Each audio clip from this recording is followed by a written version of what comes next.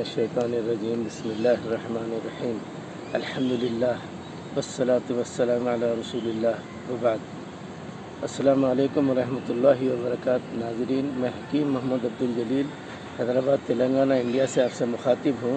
आज जिस उन्वान के तहत गुफ्तगू करनी है वो है बदन का दुबला होना, बदन को दुबला करना, जिसे मुहज्जिल कहते हैं।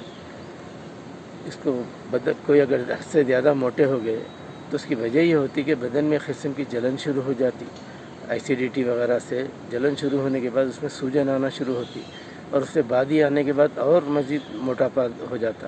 तो उसके दफ़ा करने के लिए एक बेहतरीन आपको फार्मूला दिया जा रहा है। नंबर 1, नीम के पत्ते। नंबर 2, नीम के फल का मग़ज़, जिसको मग़ज़ नीम कहते हैं। नंबर 3, नीम के फूल। नंबर 4, नीम की छाल। नंबर 5, नीम का गोंद।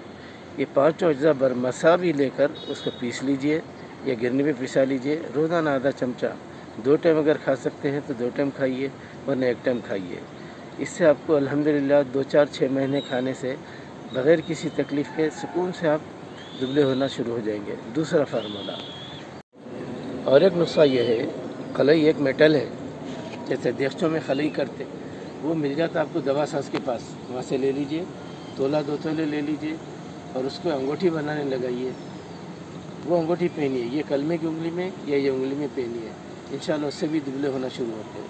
और एक ये है कि ज़्यादा गुफ्तगू करना, ज़्यादा बात करने से भी दुबले होते हैं। तो उससे बेहतर है कि आप अगर मुसलमान हैं तो कुरान पढ़िए, या आप जिस मज़हब के हैं आप अपनी किताबों को पढ़िए।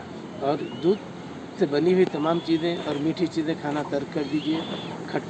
खट्टा और आपके कड़वी चीज़ें ज़्यादा खाइए, इंशाल्लाह दुबले हो जाएंगे। अस्सलामु अलैकुम व रहमतुल्लाह। अल्हम्दुलिल्लाह।